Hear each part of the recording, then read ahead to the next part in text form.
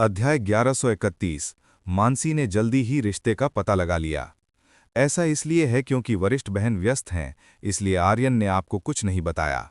ईशानी ने वह कारण बताया कि आर्यन ने मानसी को ये बात क्यों नहीं बताई। तो ऐसी बात है, तो उसकी स्थिति कैसी है, वह ठीक है या नहीं? मानसी ने आर्यन की स्थिति के बारे में पूछा कि आर्यन ठीक है या नहीं। जहां तक उसकी स्थिति का सवाल है, आर्यन में सुधार हुआ लगता है। ईशानी ने कहा कि आर्यन की स्थिति में सुधार हुआ है। ईशानी के साथ युगल साधना करने के बाद आर्यन का मूड बेहतर लग रहा था। ये अच्छा है कि वह बेहतर हो रहा है। मुझे लगा था कि वो लगातार दुखी रहेगा। मानसी राहत भरी दिखी जब उसने सुना कि आर्यन की स्थिति में सुधार हुआ है। अब जबकि मानसी को आर्यन के बारे में और चिंता करने की जरूरत नहीं थी, मानसी ने मूल रूप से आर्यन को सांत्वना देने के विभिन्न तरीकों के बारे में सोचा था, लेकिन वह इस बात को लेकर उलझन में थी कि क्या किया जाए। आर्यन अब ठीक था, इसलिए मानसी को अब ऐसा करने की कोई जरूरत नहीं होनी चाहिए। मानसी ने ईशानी की ओर देखा। उसने पाया कि आज ईशानी थोड़ी अलग दिख रही थी। वह अधिक सुंदर लग रही थी और उसकी त्वचा स्वस्थ और अधिक नम थी। इसने मानसी को और भी संदिग्ध बना दिया। ईशानी, आज तुम थोड़ी अलग क्यों दिख रही हो? मानसी ने तुरंत पूछा कि ईशानी आज थोड़ी अलग क्यों दिख रही है। उसे लगा कि ईशानी सामान्य से थोड़ी अलग महिला है। क्या? आपका क्या मतलब है? मानसी से इस तरह का सवाल मिलने पर ईशानी हकलाती हुई लगी। ऐसा लगता है कि मानसी ने ईशानी में आए बदलावों को नोटिस करना शुरू कर दिया है। ईशानी के बदलाव वास्तव में बहुत स्पष्ट हैं। ये स्पष्ट रूप से मानसी द्वारा देखा जा सकता है, जिसने आर्यन के साथ युगल साधना का स्वाद चखा है। ये बदलाव बिल्कुल वैसा ही है जैसा अतीत में मानसी के साथ हुआ था। आपका साधना स्तर भी बहुत तेजी से बढ़ा है। क्या चल रहा है? एक एक करके मानसी ने ईशानी के शरीर पर अपनी खोजों को उजागर करना शुरू कर दिया। वह ईशानी वास्तव में सुन्न थी। उसे समझ नहीं आ रहा था कि वह मानसी के सवाल का जवाब कैसे देगी। मानसी का संदेह उसके प्रति और भी बढ़ता गया। अपना हाथ मुझे दो। मानसी ने ईशानी से अपना हाथ उसकी ओर बढ़ाने के लिए कहा। ईशानी ने आज्ञाकारी रूप से अपना हाथ मानसी की ओर बढ़ाया। मानसी के आदेशों के विरुद्ध जाने की हिम्मत नहीं की। मानसी ने तुरंत ईशानी की कलाई पकड़ ली। वह पुष्टि करना चाहती थी कि ईशानी एक शुद्ध कुंवारी थी या नहीं। जब मानसी ने यह पता लगाया तो उसे पता चला कि ईशानी अब एक शुद्ध कुंवारी नहीं थी। जाहिर है कि किसी ने ईशानी को पहले ही पा लिया था। ईशानी, जल्दी मुझे जवाब दो, तुम्हारे साथ कौन है? मानसी ने कड़ाई से ईशानी से उस व्यक्ति के बारे में पूछा जिसके साथ वह थी। वह ईशानी इसका उत्तर देते समय डरी हुई लग रही थी। वह वास्तव में नहीं जानती थी कि मानसी के प्रश्न का उत्तर कैसे दिया जाए। जल्दी मुझे बताओ। मानसी ने ईशानी पर दबाव डालना जारी रखा कि क्या हुआ। मानसी के अत्यधिक दबाव के कारण ईशानी के पास मानसी को ये बात बताने के अलावा कोई विकल्प नहीं था। आखिरकार मानसी पहले ही आर्यन के साथ वह कर चुकी थी, इसलिए मानसी को इस मामले के बारे में बताना ठीक था। आर्यन। ईशानी ने मानसी को बताया कि उसने वह आर्यन के साथ किया था। ये सुनकर मानसी हैरान नहीं दिखी। मानसी ने पहले ही इसका अंदाजा लगा लिया था। क्या उसने तुम्हारे साथ जबरदस्ती की? मानसी ने पूछा कि क्या आर्यन ने ईशानी को अपने साथ ऐसा करने के लिए मजबूर किया था? नहीं, मैंने ही ऐसा करने की पहल की थी। ईशानी ने कहा कि वही थी जिसने ऐसा करने की पहल की थी। मानसी ये सुनकर अवाक रह गई। उसे विश्वास नहीं हो रहा था कि ईशानी पहले पहल करेगी। क्या ये लड़की ऐसा कुछ करने के लिए बहुत बहादुर नहीं थी? मानसी के लिए ईशानी जैसी महिला की कल्पना करना कठिन था, जो पुरुषों से डरती थी और आर्यन को ऐसा करने के लिए पहल करती थी। बहन मानसी, कृपया आर्यन को मत डांटना, उसने कुछ भी गलत नहीं किया। ईशानी ने मानसी को आर्यन को न डांटने के लिए मनाने की कोशिश की। ईशानी नहीं चाहती थी कि आर्यन को इस मामले के लिए मानसी से डांट खानी पड़े। मैं आर्यन को कैसे डांट सकती हूँ? तुमने ही सबसे पहले पहल की है, इसलिए मुझे तुम्हें डांटना चाहिए, मानसी ने ईशानी से कहा। इस स्थिति में मानसी आर्यन को नहीं डांट सकती थी, क्योंकि शुरुआत से ही ईशानी ने पहले पहल की थी। ईशानी ये सुनकर चुप रहने के अलावा कुछ नहीं कर सकी। ईशानी एक छोटी बच्ची की तरह लग रही थी, जिसने अभी अभी एक बड़ी गलती की थी। मुझे माफ कर दो। ईशानी ने मानसी से माफी मांगी। ऐसा लगा कि उसने काफी बड़ी गलती कर दी है। तुम्हें माफी मांगने की जरूरत नहीं है। मुझे पता है कि तुम निश्चित रूप से आर्यन जैसे पुरुष के प्रलोभन को रोक नहीं पाओगी। मानसी ईशानी को समझ सकती थी। मानसी बता सकती थी कि ईशानी निश्चित रूप से आर्यन के प्रलोभन को रोक नहीं पाएगी। आर्यन की क्षमता असाधारण रूप से महान थी। आर्यन के प्रलोभन को रोकना आसान नहीं था। यहाँ तक कि मानसी खुद भी आर्यन के साथ ऐसा करने पर बेकाबू हो सकती थी। ये देखकर ईशानी को राहत मिली कि मानसी नाराज नहीं थी। ऐसा लग रहा था कि इस बार वह इस मामले से बच सकती है। ईशानी, सुनिश्चित करना कि दूसरों को पता न चले, अन्यथा तुम जेड लोटस शिखर के भीतर काफी मुसीबत में पड़ जाओगी। अभी भी मानसी अपने रिश्ते को किसी से छिपा कर रखती है। संप्रदाय के भीतर केवल निवेदिता और ईशानी ही इस मामले के बारे में जानती हैं। मैं समझ गई, मैं इस मामले को गुप्त रखने की कोशिश करूंगी। ईशानी ने तुरंत सिर हिलाया। वह इस मामले को दूसरों से गुप्त रखेगी। अच्छा, तो चलिए अभी वापस चलते हैं। इस जगह पर हम और कुछ नहीं कर सकते। मानसी ने सब कुछ सुलझा लिया था, इसलिए मानसी ने जेड लोटस शिखर के सभी लोगों को वापस संप्रदाय लाने का निर्णय लिया। ठीक है, ईशानी ने सिर हिलाया। वह भी जल्द से जल्द संप्रदाय लौटना चाहती थी। वह आर्यन से फिर से मिलने का इंतजार नहीं कर सकती थी। चूंकि वह आर्यन के साथ अपने रिश्ते को उजागर नहीं कर सकती थी, ईशानी आर्यन से मिलने के तरीके के बारे में सोचने के अलावा कुछ नहीं कर सकती थी। मानसी ने सबको ले लिया। वे सीधे 9 इमॉर्टल पीक संप्रदाय की ओर बढ़ पड़े। मानसी को इस बात की परवाह नहीं थी कि लगभग रात हो चुकी थी। उन्हें तुरंत जेड लोटस शिखर पर लौटना था। अभी भी कई महिला शिष्याएं थीं जिनके काम अधूरे थे, इसलिए वे लंबे समय तक अमर भाग्य नक्षत्र लोक में नहीं रुक सकती थीं। आर्यन के घर पर सुबह सुबह आर्यन अपने बिस्तर से उठने लगा और आर्यन की बाहों में लाया थी, जो अभी भी गहरी नींद में थी। लगभग पूरी रात आर्यन के साथ लंबी लड़ाई के बाद लाया बहुत थकी हुई लग रही थी। उसे बस थोड़ा सोने का समय मिला था। लाया को अभी भी गहरी नींद में देखकर आर्यन ने लाया को न जगाने का निर्णय लिया। आर्यन धीरे से उठा और लाया के शरीर को कंबल से ढकने लगा।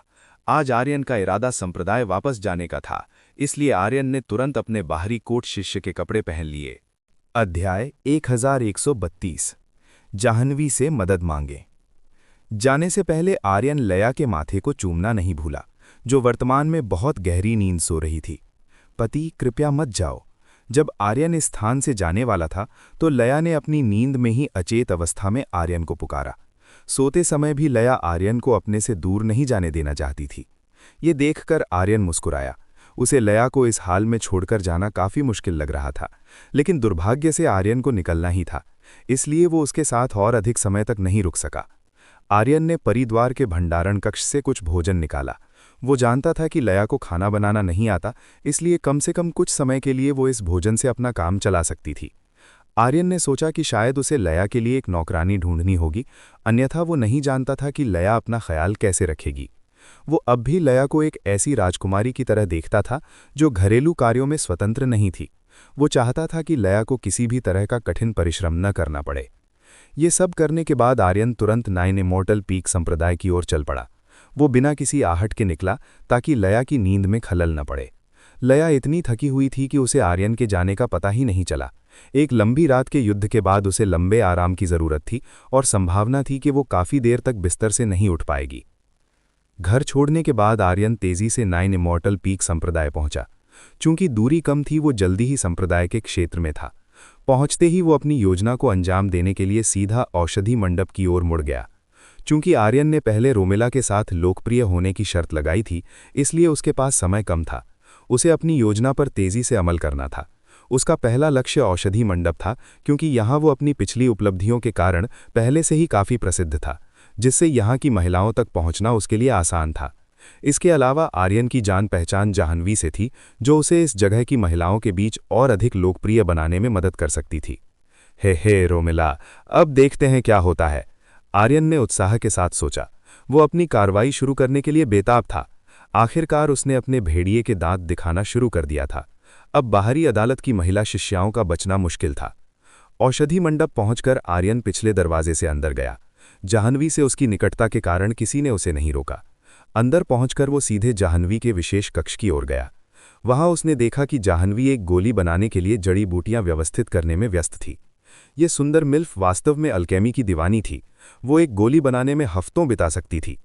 आर्यन ने हल्के से खांसकर अपनी उपस्थिति दर्ज कराई। जाह्नवी तुरंत पीछे मुड़ी और आर्यन को वहां खड़ा पाया। आर्यन, तुम प्रशिक्षण से वापस आ गए? जाह्नवी उसे देखकर मुस्कुराई।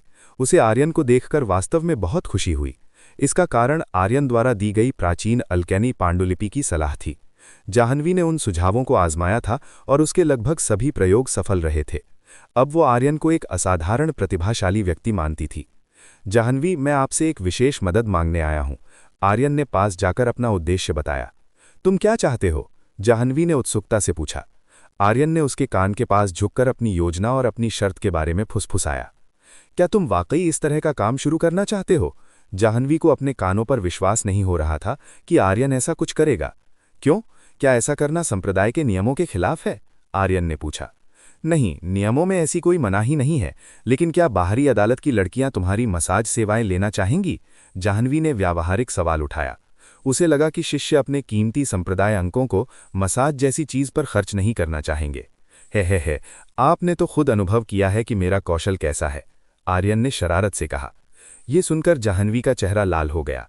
उसे वो मसाज सत्र याद आ गया जो आर्यन ने उसे दिया था। वो इतना सुखद और आरामदायक था कि वो उसे आज तक नहीं भूल पाई थी। हाँ, मैं मानती हूं कि तुम्हारा हाथ जादू जैसा है, लेकिन हर महिला की पसंद अलग अलग होती है। मुझे नहीं पता कि ये सबके लिए काम करेगा या नहीं, उसने खुद को संभालते हुए कहा। तो फिर इसे आजमाने में क्या हर्ज है? आपके पास यहाँ बहुत सी महिला शिष्याएं हैं, आर्यन ने सुझाव दिया। क्या तुम मेरी छात्राओं को अपने प्रयोग के लिए इस्तेमाल करना चाहते हो? जाह्नवी उसकी निर्भयता देखकर दंग रह गई। हे, वे इस योजना में मेरी सबसे बड़ी प्रचारक बन सकती हैं। वे अपनी सहेलियों को इस बारे में बताएंगी और खबर आग की तरह फैल जाएगी। फिर मुझे किसी को ढूंढने नहीं जाना पड़ेगा, वे खुद मेरे पास आएंगी। आर्यन ने अपनी रणनीति समझाई। तुम बहुत चतुर हो, मुझे तुम्हारी ये बुद्धि पसंद है, जाह्नवी मुस्कुराई। तो फिर क्या आप मेरी मदद करेंगी? मैं उस व्यक्ति को कैसे मना कर सकती हूं जिसने मेरी कठिन समस्याओं को सुलझाया है? आओ मेरे साथ, मैं तुम्हें उनसे मिलवाती हूं, जाह्नवी ने सहमति देते हुए कहा। वो आर्यन की क्षमता जानती थी और उसे उसकी सफलता पर पूरा भरोसा था।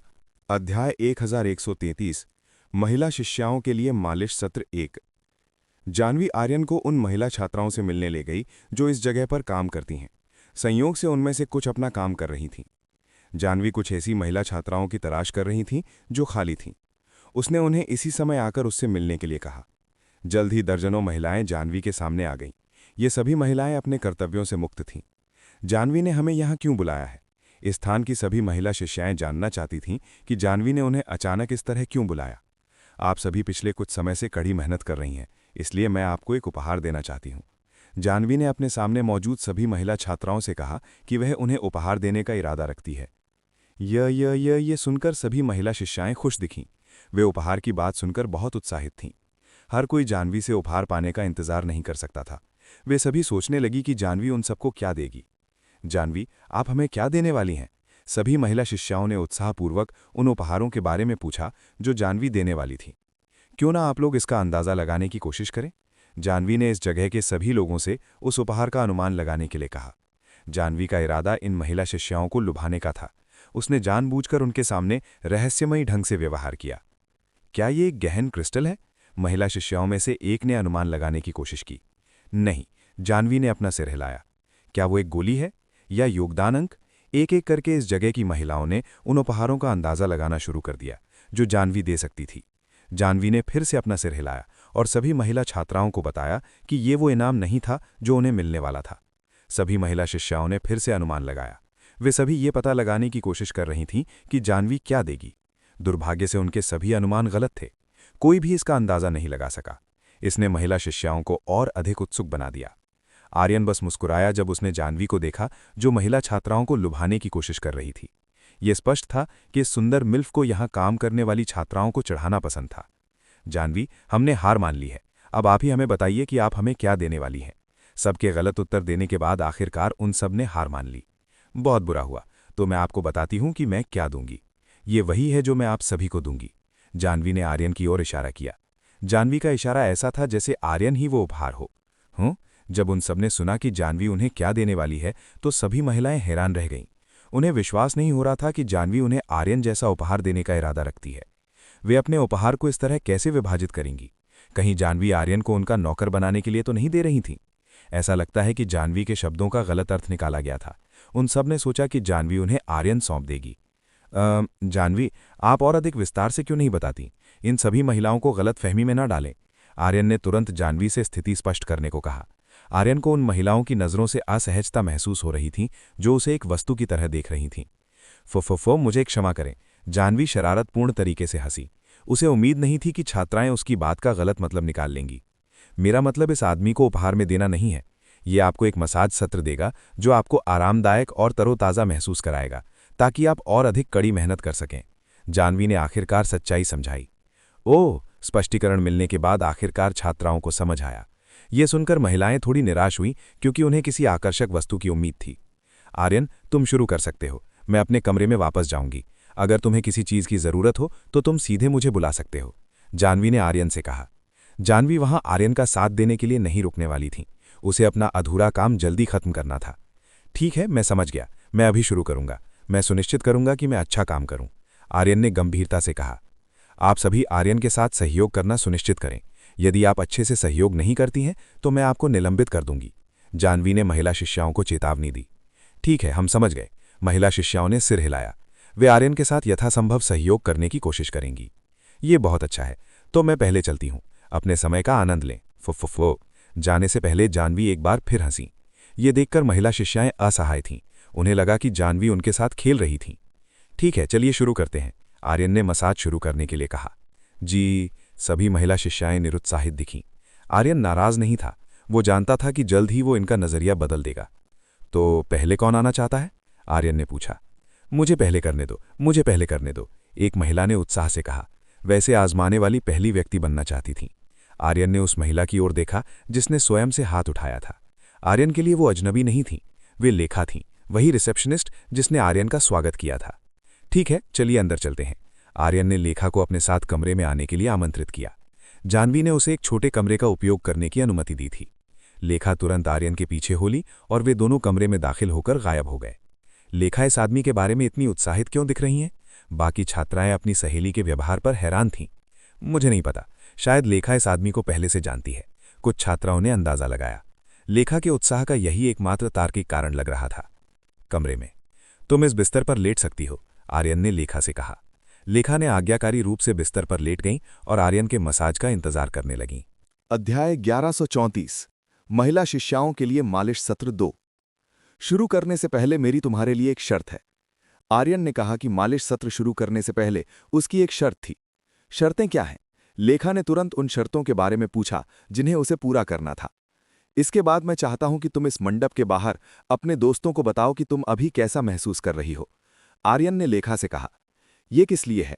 लेखा ने पूछा कि आर्यन उससे ऐसा क्यों करवाना चाहता था। बेशक, व्यवसाय शुरू करने के लिए। तुम जानती हो कि मैं सेवाएं बेचता हूं, इसलिए मैं योगदान अंक अर्जित करना चाहता हूं, आर्यन ने लेखा से कहा। आर्यन ने लेखा को बताया कि वो क्या चाहता है।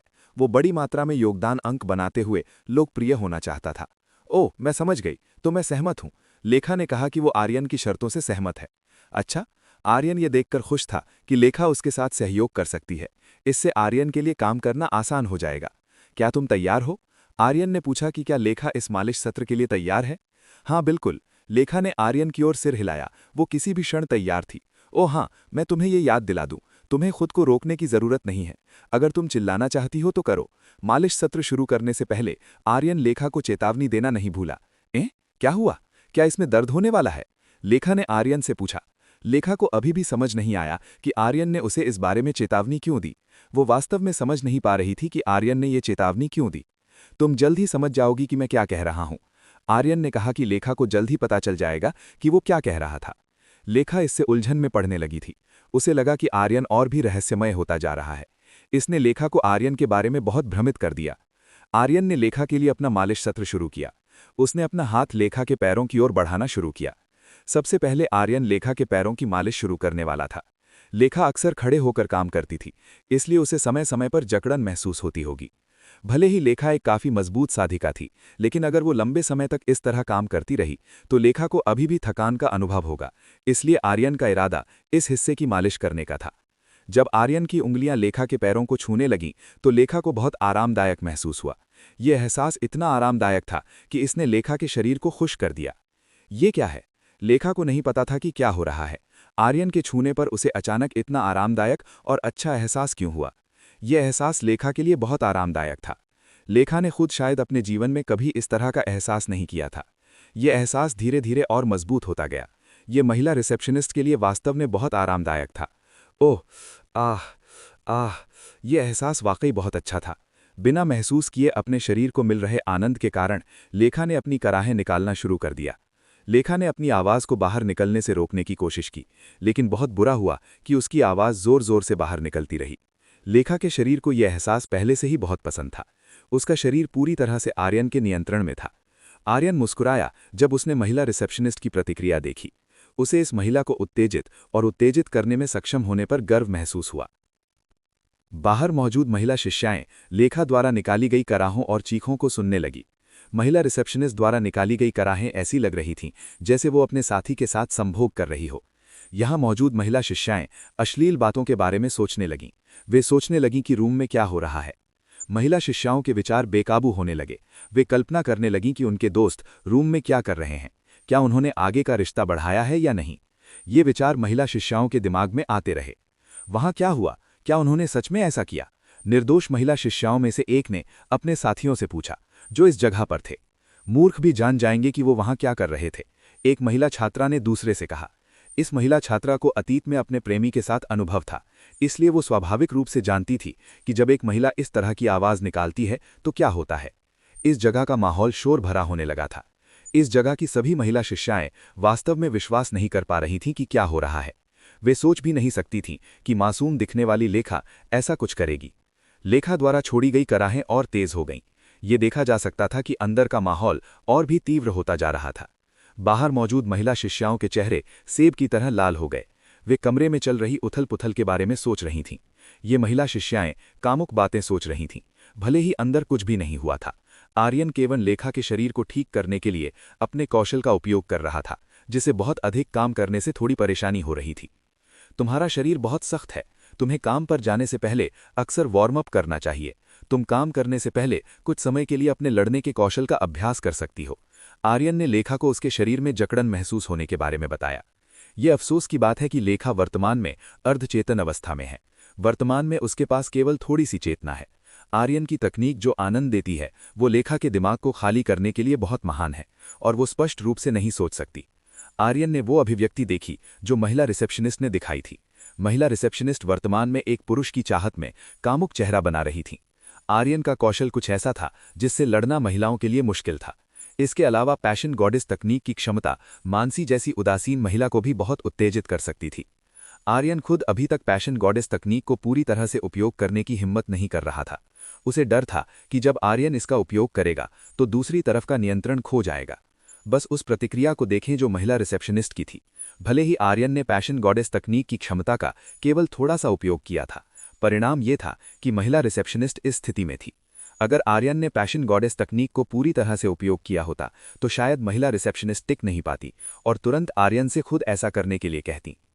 आह, यहाँ हाँ, और भी जोर से। कराहने की आवाज़ और तेज हो गई।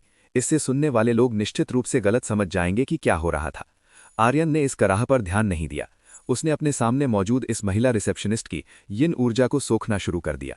हालांकि आर्यन को जो यिन ऊर्जा मिली वो बहुत अधिक नहीं थी, लेकिन फिर भी ये आर्यन के लिए बहुत उपयोगी थी।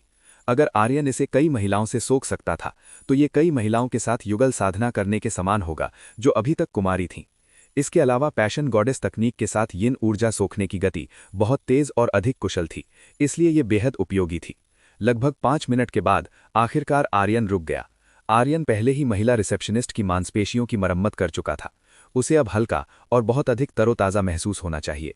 क्यों रुके? आर्यन के रुकने के बाद लेखा को आखिरकार अपनी चेतना वापस मिली। उसने पूछा कि आर्यन अचानक इस तरह क्यों रुक गया। हमारा काम हो गया तो अब दूसरे की बारी है।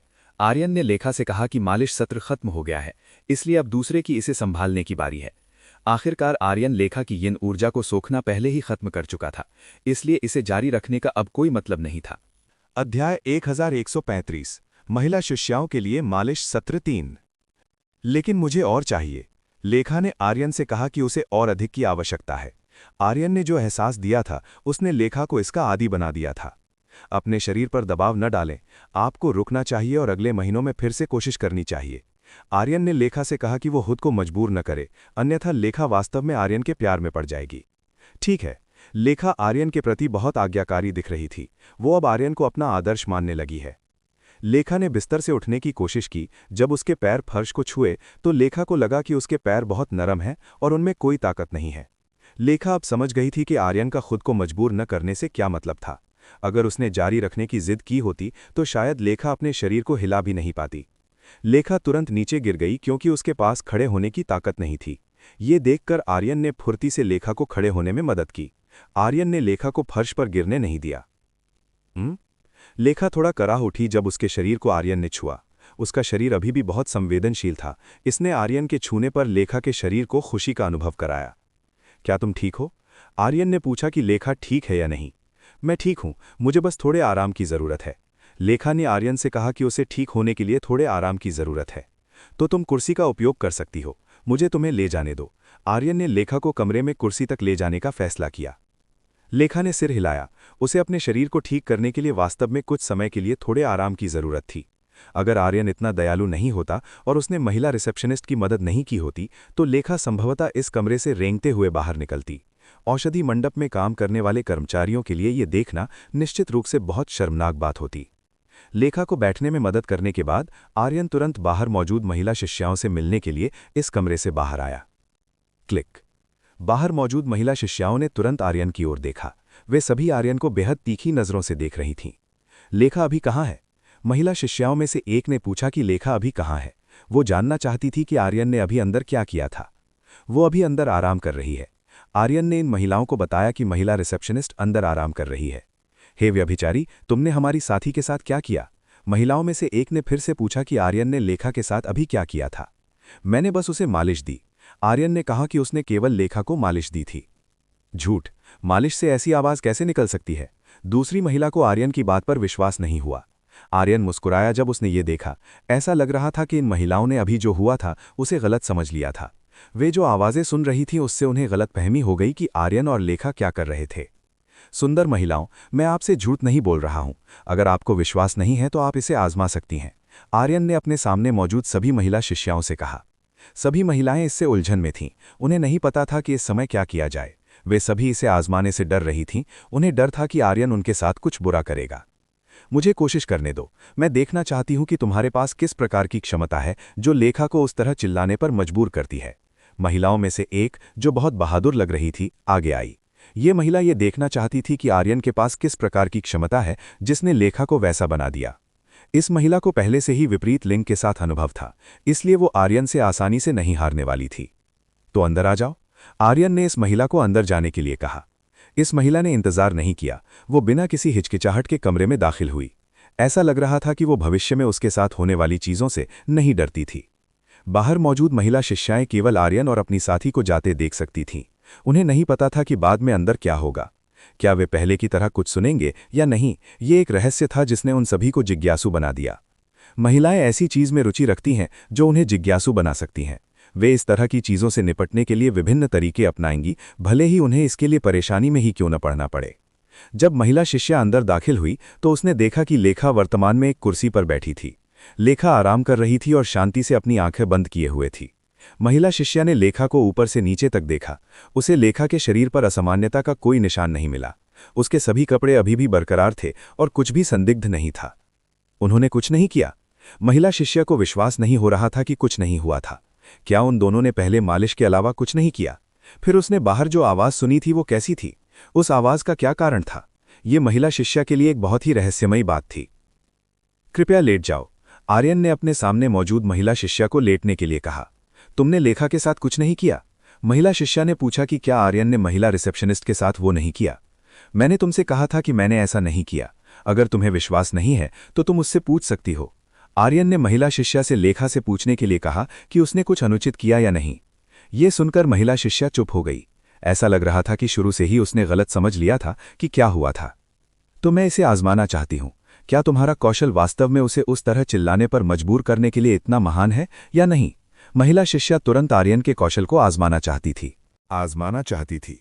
वो देखना चाहती थी कि आर्यन के पास किस तरह का कौशल है जो लेखा को इस तरह चिल्लाने पर मजबूर कर सकता है। महिला शिष्या आर्यन के मालिश कौशल को आजमाने के लिए बिस्तर पर लेटने लगी।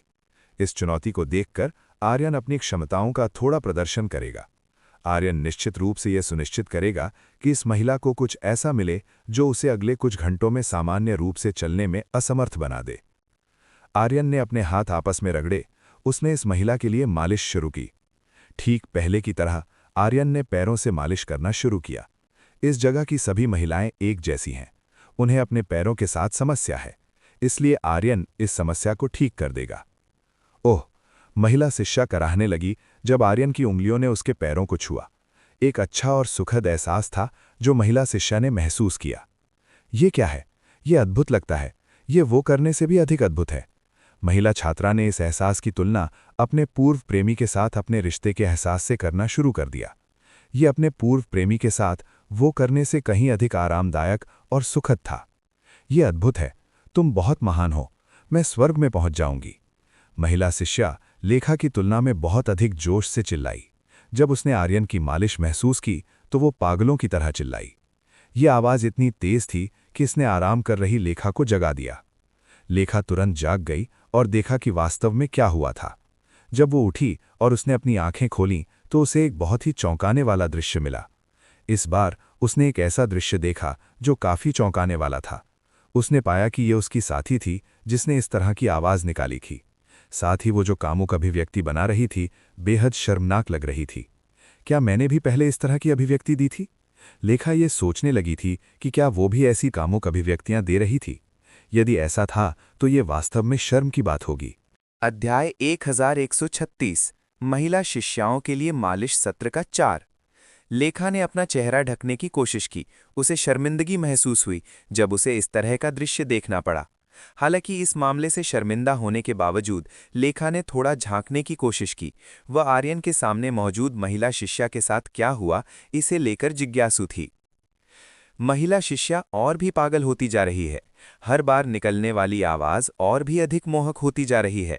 ये महिला ऐसी लग रही है जैसे किसी पुरुष द्वारा उसके साथ दुर्व्यवहार किया जा रहा हो। मास्टर, दासी को और भी शक्तिशाली बनाओ। ये महिला शिष्या और भी पागल लग रही थी। वो वास्तव में आर्यन को अपना मास्टर मानने लगी थी। आर्यन ये देखकर लगभग गिर ही गया। आर्यन को इस बहादुर महिला का रवैया मिला। पता चला कि ये महिला वास्तव में बहुत बहादुर थी। ऐसा लगता है कि उसे अपने साथी के साथ इस तरह की चीजें करने का शौक है। जब आर्यन ने उत्तेजना दी तो इस महिला ने तुरंत आर्यन के सामने अपना स्वभाव दिखा दिया। पैशन गॉडेस तकनीक एक अविश्वसनीय रूप से शक्तिशाली तकनीक थी। ये महिलाओं को अपना असली स्वभाव दिखाने की अनुमति दे सकती थी। उदाहरण के लिए आर्यन के सामने वाली महिला, ये स्पष्ट था कि वो एक बहादुर महिला थी जिसे एक पुरुष द्वारा प्रताड़ित किया जाना पसंद था। ऐसा लगता है कि यह दिलचस्प होने वाला है। आर्यन ने महसूस किया कि ये और भी दिलचस्प होता जाएगा। वो उन सभी महिलाओं की प्रतिक्रिया देखने के लिए इंतजार नहीं कर सकता था। जब वो बाद में मिलने वाली हर महिला की प्रतिक्रिया देखेगा तो ये निश्चित रूप से बहुत दिलचस्प होगा। इसके अलावा लेखा अभी भी देख रही थी कि वर्तमान में क्या हो रहा है। उसे अभी भी विश्वास नहीं हो रहा था कि वो इस समय क्या देख रही है। जिस सहकर्मी के साथ उसने इतने समय तक काम किया था उसका स्वभाव ऐसा निकला, इसकी कल्पना लेखा ने नहीं की थी। ठीक पहले की तरह आर्यन ने 5 मिनट के लिए मालिश सत्र दिया। 5 मिनट के बाद आर्यन आखिरकार रुक गया। वाह, वो वास्तव में बहुत अच्छा था। मैंने अपने जीवन में कभी इस तरह का एहसास नहीं किया। महिला शिष्या को आर्यन द्वारा दिए गए मालिश सत्र का आनंद लेते हुए लगा। ये उसके जीवन में महसूस की गई सबसे अद्भुत चीज थी। मुझे उम्मीद है कि इसके बाद तुम बाहर अपने दोस्तों को बताओगी कि अभी क्या हो रहा है, आर्यन ने महिला शिष्या से कहा। ये बहादुर महिला शिष्या वास्तव में काफी मजबूत थी। आर्यन की मालिश तकनीक को महसूस करने के बाद भी उसमें थोड़ी चेतना बची थी। ठीक है, मैं ऐसा करूंगी। वैसे क्या तुम्हारी कोई प्रेमिका है? अगर नहीं तो क्या तुम मेरे साथ डेट पर जाना चाहोगी? ये महिला शिष्या बहुत बहादुर थी। उसने तुरंत आर्यन को डेट के लिए पूछ लिया। मुझे खेद है, लेकिन मेरी पहले से ही एक पत्नी है। आर्यन ने मुस्कुराहट के साथ इस महिला शिष्या के निमंत्रण को अस्वीकार कर दिया। अगर आर्यन ने सिर हिलाया होता और इस पर सहमति दी होती तो आर्यन नहीं जानता था कि कितनी महिलाएं वही करेंगी जो उसके सामने इस महिला शिष्या ने किया था। कितने शर्म की बात है। जब महिला शिष्या ने आर्यन को उसे ठुकराते हुए सुना तो वो निराश दिखी। अगर तुम अपना मन बदलो तो तुम मुझे ढूंढ सकती हो। मैं तुम्हें हमेशा स्वीकार करूंगी। महिला शिष्या ने हार नहीं मानी। वो अभी भी अपनी भावनाओं को व्यक्त करने पर अड़ी रही। आर्यन ये देखकर बस मुस्कुराया। ये महिला आर्यन की सोच से कहीं ज्यादा बहादुर थी। आर्यन का मालिश सत्र समाप्त होने के बाद महिला शिष्या तुरंत बिस्तर से उतर गई। जब महिला शिष्या बिस्तर से उतरी तो उसे अपने पैर बहुत नरम महसूस हुए, जिससे महिला शिष्या लड़खड़ा गई। ये देखकर लेखा ने तुरंत इस महिला की मदद की। लेखा इन परिस्थितियों में अपनी साथी को बाहर नहीं जाने दे सकती थी। लेखा खुद कुछ बेहतर महसूस कर रही थी, वो सामान्य रूप से चलने लगी थी। हालांकि लेखा को अभी भी अपने पैरों में हल्की झुनझुनी महसूस हो रही थी। आपका बहुत बहुत धन्यवाद। महिला शिष्या ने लेखा को धन्यवाद दिया। उसने उसे उठाने में मदद करने के लिए लेखा को धन्यवाद दिया। अगर लेखा की मदद नहीं होती तो वो संभवतः फर्श पर गिर जाती।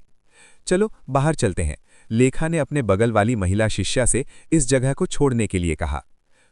महिला शिष्या ने सिर हिलाया।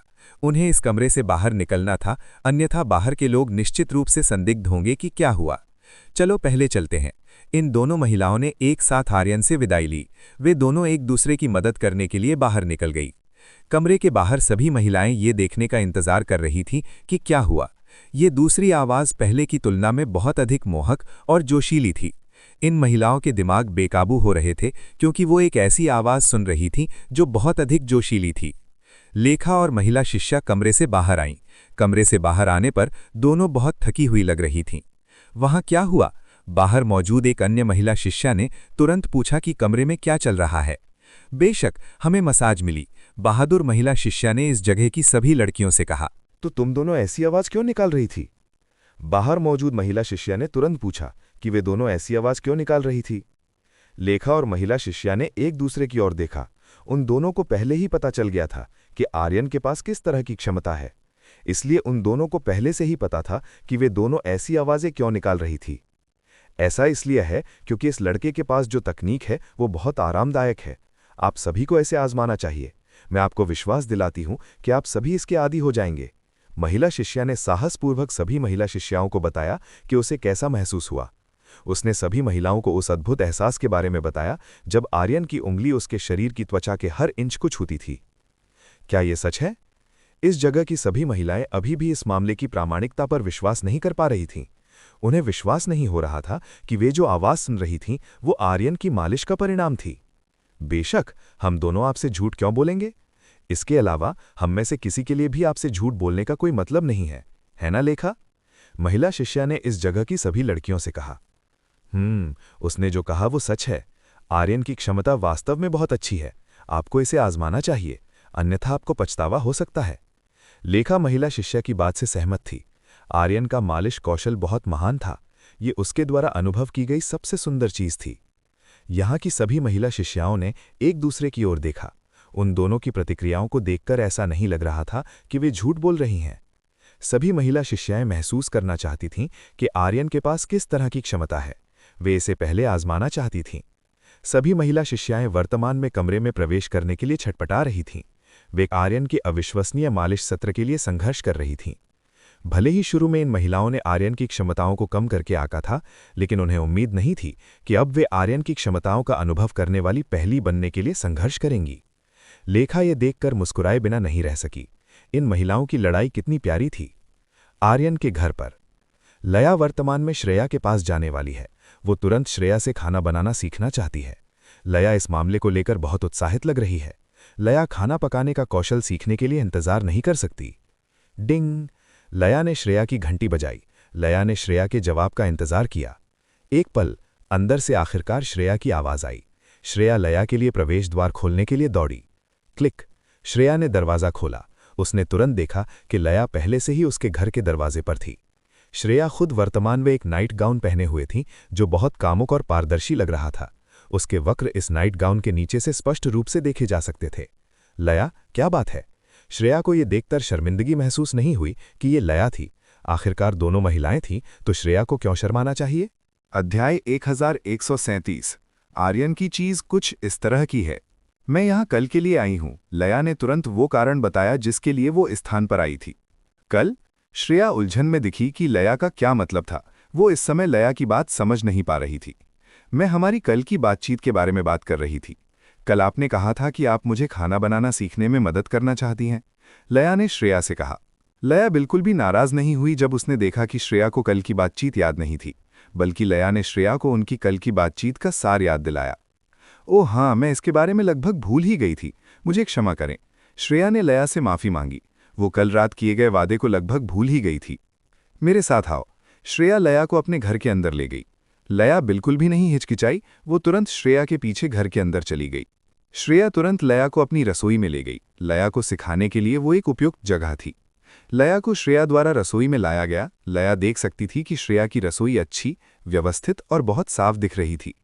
तो मुझे बताओ, क्या तुम्हें खाना बनाने का अनुभव है? श्रेया ने लया से पूछा। लया को सिखाना शुरू करने से पहले श्रेया जानना चाहती थी कि लया के पास कितनी क्षमता है। मुझे थोड़ा अनुभव है, दुर्भाग्य से मेरे खाने का स्वाद अच्छा नहीं है। लया ने श्रेया को अपने अनुभव के बारे में बताया। ओह, मैं समझ गई। तो हमें बस तुम्हारे पास मौजूद कौशल को फिर से संवारने की जरूरत है। मैं अपनी कुछ रेसिपी किताबें ले आती हूं जो मेरे पास हैं। श्रेया एक शेल्फ के पास गई जहां उसने अपनी कुछ रेसिपी किताबें रखी हुई थीं। लया ने धैर्यपूर्वक इंतजार किया। वो जानना चाहती थी कि श्रेया उसे किस तरह की रेसिपी सिखाएगी। लया, यहाँ आओ। श्रेया ने लया को बुलाया। उसने उसे एक रेसिपी दिखाई जिसे लया आजमा सकती थी। तुम्हें क्या लगता है, क्या तुम इसे आजमाना चाहती हो?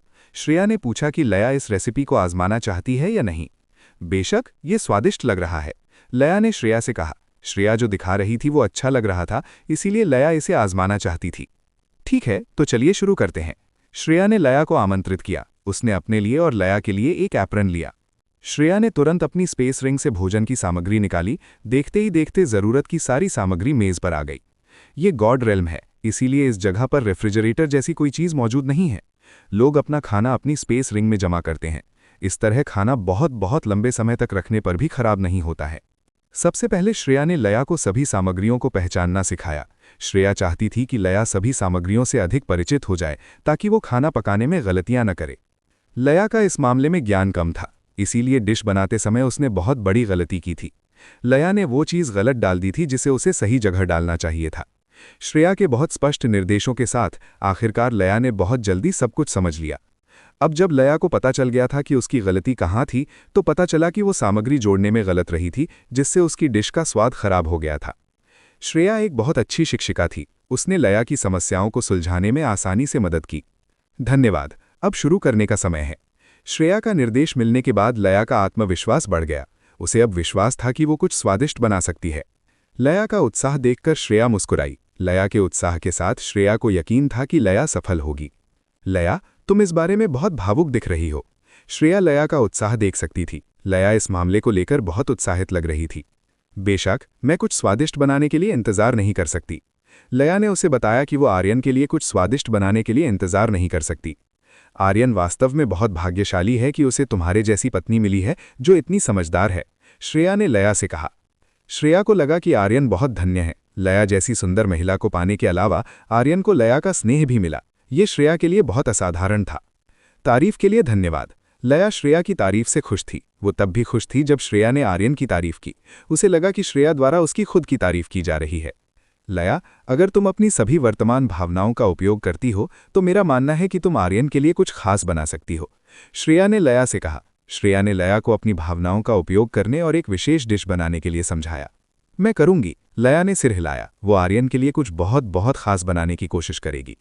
लेकिन मुझे अभी भी संदेह है कि मैं ऐसा कर पाऊंगी, लया ने श्रेया से कहा। लया को खुद अभी भी संदेह था कि वो ऐसा कर पाएगी या नहीं। फुफुफू, अगर तुम्हें कोई संदेह है तो तुम इस चीज का उपयोग क्यों नहीं करती? श्रेया ने एक बोतल निकाली और उसे मेज पर रख दिया। ये क्या है? लया उस बोतल को लेकर जिज्ञासु थी जिसे श्रेया ने अभी निकाला था। ये जोश बढ़ाने वाली दवा है। इसके साथ वो निश्चित रूप से महसूस करेगा कि तुम्हारा खाना सबसे खास होगा और आप दोनों की रात और भी जोशीली होगी, श्रेया ने लया से कहा। लया का चेहरा थोड़ा लाल हो गया जब उसे पता चला कि श्रेया अभी क्या लेकर आई थी। लया को उम्मीद नहीं थी कि श्रेया के पास ऐसी कोई चीज होगी। मैं इसका उपयोग नहीं करना चाहती। मुझे डर है कि मेरे पति इसके कारण और भी अधिक शक्तिशाली हो जाएंगे, लया ने श्रेया से कहा। लया आर्यन पर ऐसी किसी चीज का उपयोग नहीं करना चाहती थी। उसे डर था कि आर्यन नियंत्रण से बाहर हो जाएगा और वो उसे संभालने में असमर्थ होगी। दवा के बिना भी लया के लिए आर्यन की क्षमताओं का विरोध करना मुश्किल था, जो सामान्य पुरुषों से ऊपर थीं। तुम इस तरह डरी हुई क्यों दिख रही हो? ये पुरुषों के लिए एक अच्छी चीज है। इसके साथ आर्यन निश्चित रूप से बहुत अधिक शक्तिशाली होगा, श्रेया ने अपने सामने मौजूद लया को चिढ़ाते हुए कहा। श्रेया, आर्यन एक शक्तिशाली व्यक्ति है। इसके बिना भी वो दिनों तक टिक सकता है, लया ने श्रेया से कहा। लया ने आर्यन की ताकत के बारे में श्रेया को समझाया। क्या? ये सुनकर श्रेया हैरान रह गई। उसने पहली बार इतने शक्तिशाली पुरुष के बारे में सुना था। ये सुनकर श्रेया की आर्यन और लया में रुचि और बढ़ गई। वो उन दोनों के बीच के रिश्ते को जानना चाहती थी। हे लया, मैं पूछना चाहती हूँ कि आर्यन की चीज़ कितनी बड़ी है?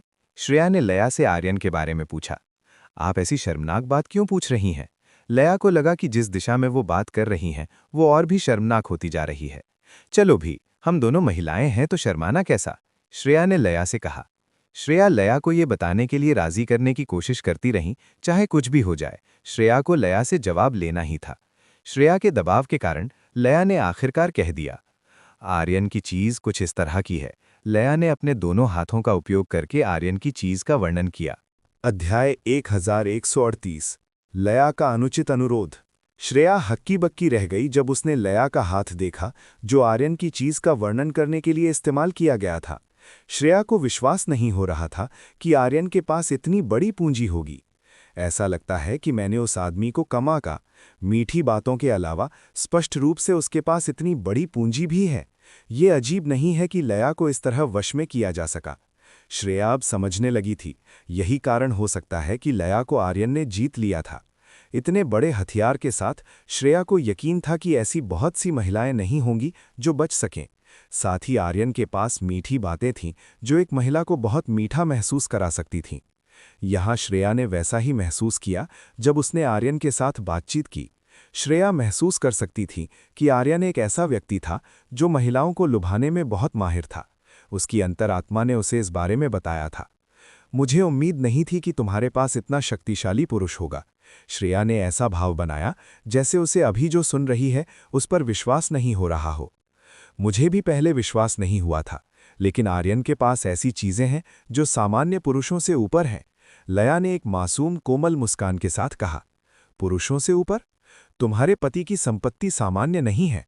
मुझे डर है कि आर्यन का मुकाबला कोई नहीं कर सकता। अपने दिल में श्रेया ने लया की कही बात को कोसा। लया ने जो वर्णन किया था वो उम्मीदों से परे था। श्रेया या वहां मौजूद कोई भी अन्य महिला कल्पना कर सकती थी। भले ही लया ये बात बाहर की महिलाओं को बताए, श्रेया को यकीन था कि उनकी प्रतिक्रिया बिल्कुल वैसी ही होगी जैसी उसकी अभी थी।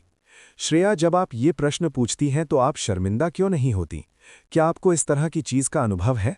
लया ने पूछा कि क्या श्रेया को युगल संबंधों में कोई अनुभव है? श्रेया हकलाने लगी जब लया ने इस मामले के बारे में पूछा। सच कहूं तो श्रेया ने कभी ऐसा कुछ नहीं किया था। श्रेया को इस मामले के बारे में बहुत सारा ज्ञान केवल काम पर अपने परिचितों से मिला था। बेशक मेरे पास अनुभव है, मैं तुम्हारी सोच से कहीं ज्यादा अनुभवी हूं। श्रेया लया से झूठ बोले बिना नहीं रह सकी। उसने लया के सामने अपना चेहरा बचाने की कोशिश की। अगर लया को पता चल जाता कि वो अभी भी एक शुद्ध व्यक्ति है तो लया की नज़रों में श्रेया की प्रतिष्ठा निश्चित रूप से कम हो जाएगी। सच में? तो क्या आप मुझे थोड़ा सिखा सकती हैं? मैं इस मामले में अनुभवहीन हूं। ये देखकर कि श्रेया काफी अनुभवी थी, लया ने उससे खुद को सिखाने के लिए कहा। श्रेया का चेहरा देखने लायक था जब उसने लया की बात सुनी। श्रेया को विश्वास नहीं हो रहा था कि लया उससे ऐसी चीजों के बारे में पूछेगी। श्रेया इस मामले में पूरी तरह से अनुभवहीन थी। वो इस मामले के बारे में इसलिए जानती थी क्योंकि वो अक्सर उन वेश्याओं से गप्पे लड़ाती थीं जिनसे वो अक्सर काम पर मिलती थीं। ये ध्यान दिया जाना चाहिए कि श्रेया एक काफ़ी लोकप्रिय कलाकार है। वो अक्सर इस शहर और इस शहर के बाहर कई बड़े स्थानों पर वाद्य यंत्र बजाती है और गाती है। बेशक उनमें से ज़्यादातर ऐसी जगहें थीं जहां कई वेश्याएं खुद को बेचती थीं। इसलिए श्रेया अक्सर इस तरह की महिलाओं से मिलती थीं और उनसे इस मामले के बारे में बात करती थीं। इसलिए ये अजीब नहीं था कि श्रेया इस तरह की बात करना चाहती थी। उसने अक्सर बहुत कामुक महिलाओं से बात की थी। इससे श्रेया पुरुषों और महिलाओं के बीच की दुनिया को समझती थी। क्यों? क्या आप मुझे सिखाना नहीं चाहती? लया ने फिर से श्रेया से पूछा। वो जानना चाहती थी कि श्रेया इस मामले के बारे में सिखाएगी या नहीं। ये कैसा है? श्रेया इस मामले को लेकर थोड़ी उलझन में थी। वो वास्तव में नहीं जानती थी कि वो लया को सिखाने में सक्षम है या नहीं। उसने खुद अभी तक इसे खुद से आजमाने के लिए कोई साथी नहीं ढूंढा था। कृपया, लया ने हार नहीं मानी। उसने श्रेया को थोड़ा सिखाने के लिए मनाने की कोशिश की। कौन जानता है कि श्रेया की शिक्षा लया को रात में आर्यन को हराने में मदद कर सके। श्रेया को अच्छा महसूस नहीं हुआ जब उसने लया को मना करने की कोशिश की। इस खूबसूरत देवी से निपटना श्रेया के लिए वास्तव में कठिन था।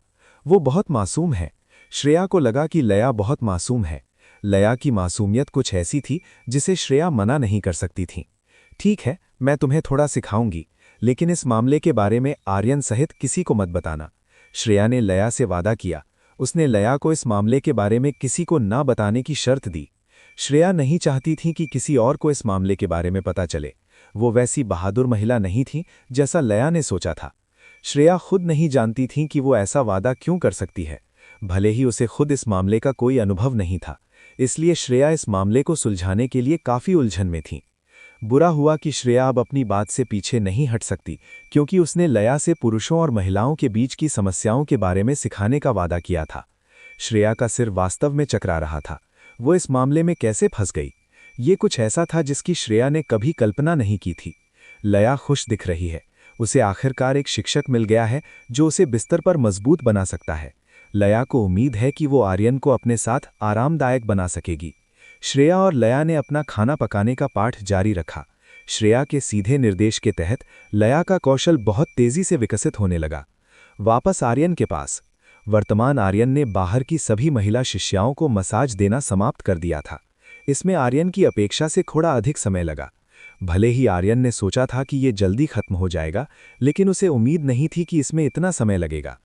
आर्यन को एहसास नहीं हुआ कि बाहर महिला शिष्याओं की संख्या बढ़ गई थी, जिससे आर्यन के काम में काफ़ी समय लग गया। आखिरकार हो गया। आर्यन खुश था कि उसका काम आखिरकार हो गया। अब आर्यन इस जगह से जा सकता है।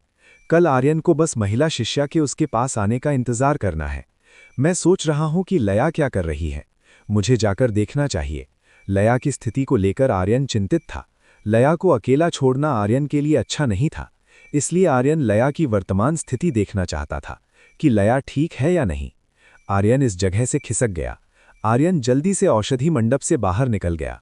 आर्यन के जाने के कुछ देर बाद जानवी आखिरकार उन शिष्याओं को देखने गई जिन्हें आर्यन से मसाज मिली थी।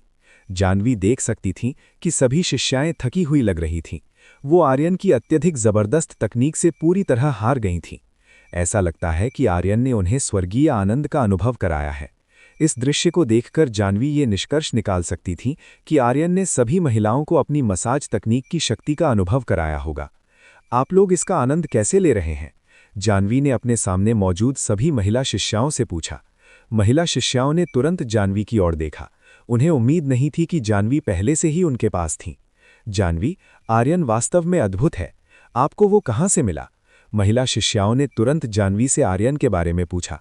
वो आर्यन की पहचान के बारे में जिज्ञासु थीं। अध्याय 1139 संयोग से त्र्यंबक से मुलाकात। तुम लोग, वो तुम्हारी तरह ही एक बाहरी शिष्य है। अगर तुम उसे ढूंढना चाहती हो तो मैं तुम्हारी मदद कर सकती हूँ, लेकिन तब ये अभी की तरह मुफ्त नहीं हो सकता है।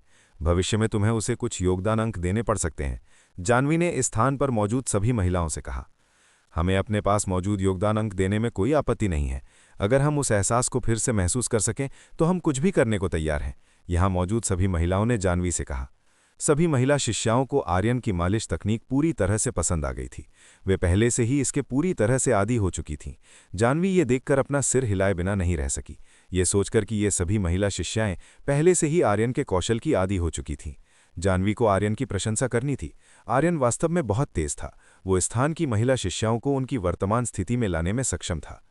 आप लोगों को वापस जाना चाहिए। ऐसा लगता है कि आप थकी हुई और गंदी दिख रही हैं। जानवी ने इस स्थान पर मौजूद महिला शिष्याओं को अपने स्थानों पर वापस जाने के लिए कहा। जानवी इन महिलाओं को छुट्टी दे देगी। जानवी जानती थी कि आर्यन की मालिश का स्वाद चखने के बाद वे निश्चित रूप से गंदी हो गई होंगी। अगर वे इस तरह बाहर निकलीं तो ये शर्म की बात होगी। सभी महिला शिष्याओं ने सिर हिलाया। वे तुरंत वापस चली गईं जहां वे थीं। वे तुरंत खुद को थोड़ा साफ करने जाएंगी। महिला शिष्याएं अपने अनुभवों को अपने रहने के स्थान के आसपास के साथियों के साथ साझा करने के लिए इंतजार नहीं कर सकती थीं। उन्होंने ऐसा इसलिए किया क्योंकि उन्होंने पहले आर्यन से इस जानकारी को फैलाने का वादा किया था। सभी महिलाओं ने सोचा कि अगर वे ये खबर फैलाती हैं तो आर्यन बहुत खुश होगा, इसलिए उन्होंने उत्साहपूर्वक ऐसा किया। उनके लिए आर्यन अब उनका आदर्श था। आर्यन ने उन्हें कुछ ऐसा महसूस कराया था जो उन्होंने इस जीवन में कभी महसूस नहीं किया था। इसलिए उनके लिए आर्यन की मदद करना बुरा नहीं होगा, भले ही उन्हें बदले में कुछ न दिया जाए। वे सभी ऐसा इसलिए कर रही थीं क्योंकि वे ईमानदारी से आर्यन की मदद करना चाहती थीं। जानवी, जाने से पहले कृपया मुझे बताएं कि आर्यन कहाँ रहता है। छात्राओं में से एक ने जानवी से आर्यन के निवास का नंबर पूछा। ये वो जगह है जहां आर्यन रहता है। जानवी ने तुरंत वो स्थान बताया जहां आर्यन रहता था। जानवी ने पहले ही आर्यन के बारे में कुछ जानकारी जुटा ली थी, इसलिए स्वाभाविक रूप से उसके पास आर्यन का आवासीय पता था। सभी महिला शिष्याएं आर्यन के पते को पाने के लिए छीना झपटी करने लगीं। वे सभी सबसे पहले इसका पता लगाना चाहती थीं। जानवी ने अपना सिर हिलाया। उसे समझ नहीं आ रहा था कि इस स्थिति में और क्या कहा जाए। ऐसा लगता है कि ये बेचारी महिलाएं आर्यन के प्यार में पड़ गई हैं। जानवी को महसूस हुआ कि ये महिलाएं आर्यन के वश में हो गई हैं। ये जानवी को उनके वर्तमान उत्साह से महसूस हो रहा था। ऐसा लग रहा था कि वे आर्यन की मुट्ठी में आ गई हैं। तुम सब बहुत शोर कर रही हो, यहाँ से जल्दी बाहर निकलो। जानवी अपने सामने वाली महिला छात्रा की हरकतों से चकरा गई। इसीलिए जानवी ने तुरंत इस स्थान पर मौजूद महिला शिष्या को औषधि मंडप छोड़ने के लिए खदेड़ दिया। जब जानवी क्रोधित हुई तो सभी महिला शिष्याएं चुप हो गईं। वे सभी जानवी के क्रोध से डरी हुई लग रही थीं। आखिरकार जानवी अभी भी एक एल्डर थी। एक बाहरी शिष्य जानवी जैसे एल्डर से पंगा लेने की हिम्मत नहीं कर सकता था। लड़कियां तुरंत चली गईं। उन्होंने बाहर जाकर आर्यन का पता देखने का फैसला किया। अगर उन्होंने इस जगह पर कोई शोर किया तो इससे केवल जानवी का गुस्सा भड़केगा। सभी महिलाओं के जाने के बाद जानवी तुरंत उस कमरे की ओर बढ़ी जहां आर्यन था। आर्यन, क्या तुम अंदर हो? जानवी कमरे में दाखिल हुई।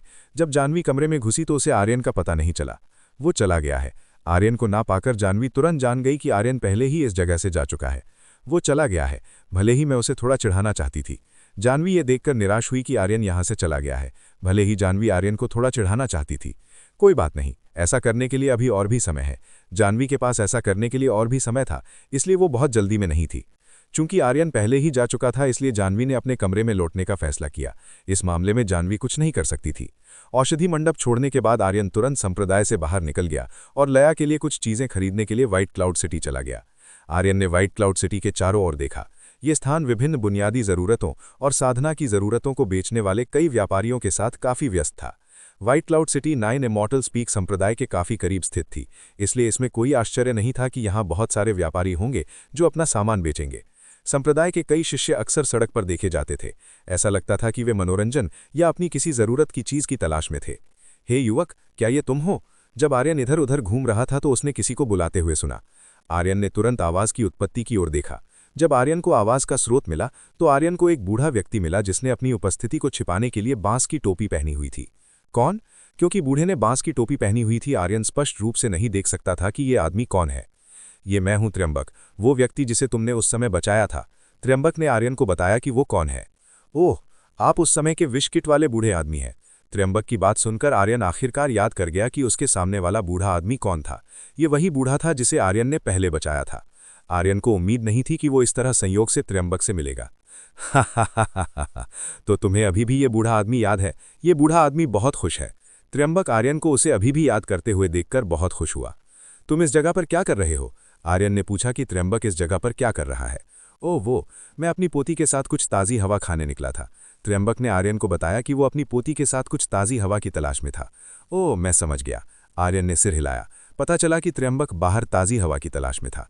क्या तुम मेरी पोती से मिलना चाहते हो? त्र्यंबक ने पूछा कि क्या वो आर्यन से मिलना चाहती है या नहीं। लगता है इसकी ज़रूरत नहीं है। आर्यन ने तुरंत अपना सिर हिलाया।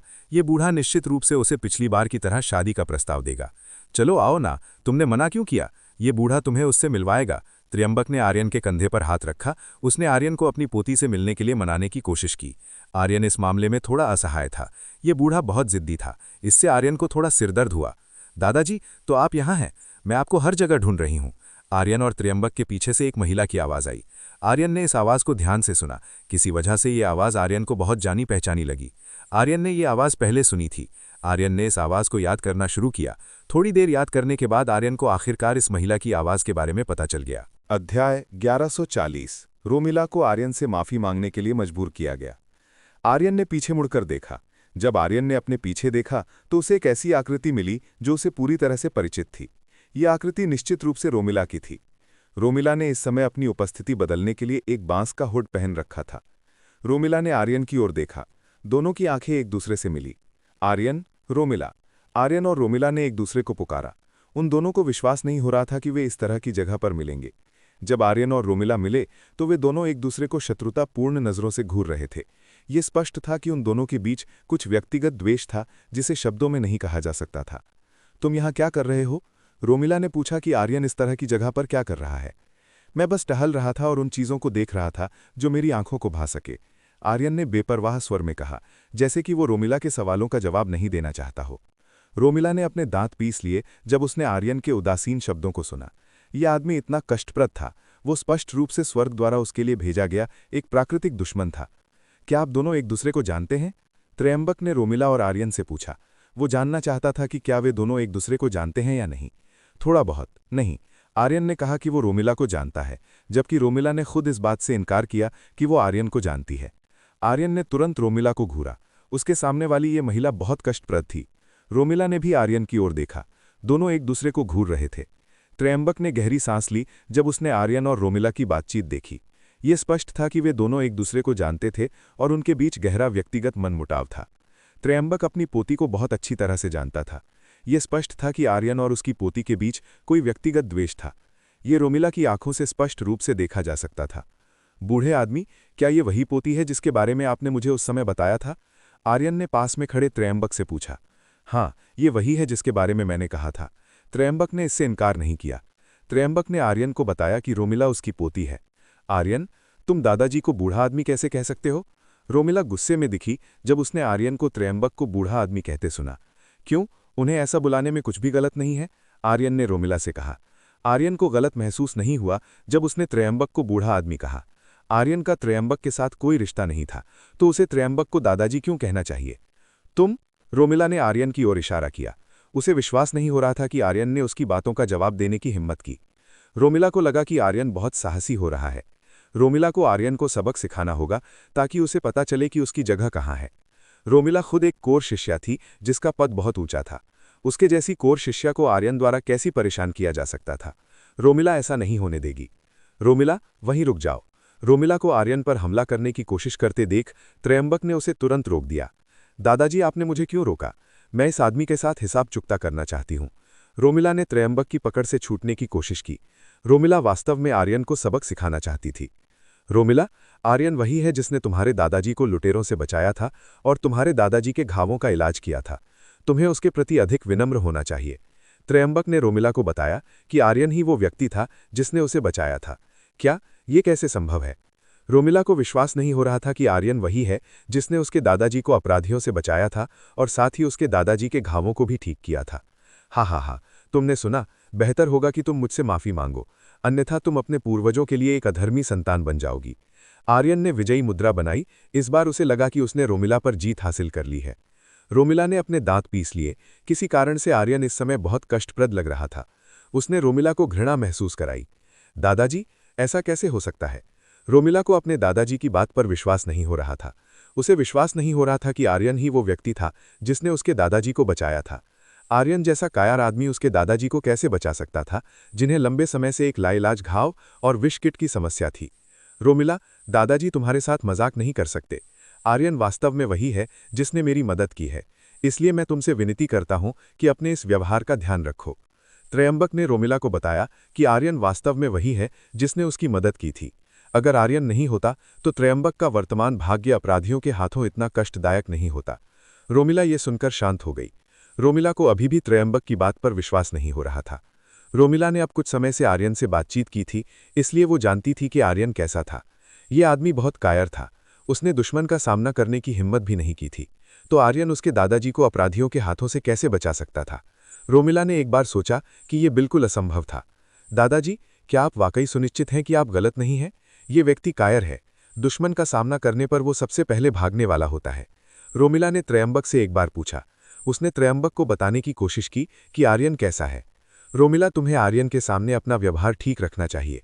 वही है जिसने तुम्हारे दादाजी को बचाया है, इसलिए मुझे उम्मीद है कि तुम जो कुछ भी अभी कहा उसके लिए उससे माफी मांगोगी। त्रयंबक ने रोमिला को डांटा। उसने रोमिला को आर्यन से माफी मांगने के लिए कहा। आखिरकार आर्यन ही वो व्यक्ति था जिसने उसे बचाया था। उसकी पोती उस व्यक्ति का अपमान कैसे कर सकती थी जिसने उसे बचाया था? त्रयंबक अपनी पोती के व्यवहार से रियली शर्मिंदा था। भले ही वो मूल रूप से आर्यन को अपने परिवार में शामिल करना चाहता था, क्योंकि आर्यन की प्रतिभा बहुत दुर्लभ है। दुर्भाग्य से अब ऐसा होना बहुत मुश्किल हो सकता है। रोमिला का व्यवहार बहुत आगे निकल गया था, इसलिए शायद आर्यन ने वास्तव में रोमिला के बारे में कुछ बुरा सोचा था। रोमिला को उम्मीद नहीं थी कि उसके दादाजी उस पर इतना गुस्सा होंगे। ये पहली बार था जब रोमिला को उसके दादाजी ने इस तरह डांटा था। भले ही त्रयंबक कोई ऐसा व्यक्ति था जिसने कभी नहीं डांटा और रोमिला के गलती करने पर हमेशा उसे बचाया, लेकिन इस बार त्रयंबक ने रोमिला को काफी जोर से डांटा। ये सब इस बदसूरत आदमी की गलती है। अपने दिल में रोमिला आर्यन को कोसने लगी। वो आर्यन से रियली असंतुष्ट थी। रोमिला, तुम किसका इंतजार कर रही हो? जल्दी से आर्यन से माफी मांगो। त्रयंबक ने फिर से रोमिला को आर्यन से माफी मांगने के लिए कहा, अन्यथा इससे त्रयंबक का चेहरा शर्मिंदा होगा। क्या तुमने नहीं सुना तुम्हारे दादाजी ने क्या कहा? तुम्हें तुरंत मुझसे माफी मांगनी चाहिए। आर्यन ये देखकर खुश था। इस समय घूंघट के पीछे का चेहरा निश्चित रूप से देखने लायक होगा। रोमिला ने अपने दांत पीस लिए। वो आग बबूला थी। अगर त्रयंबक यहाँ नहीं होते तो निश्चित रूप से रोमिला आर्यन को पीट देती। आर्यन, मुझे खेद है। रोमिला ने आखिरकार आर्यन से माफी मांगी। उसे अभी भी अपने दादाजी का सम्मान करना था, जो पास में थे। अगर त्रयंबक पास में नहीं होते तो निश्चित रूप से रोमिला आर्यन के साथ कुछ ऐसा करने को तैयार नहीं होती।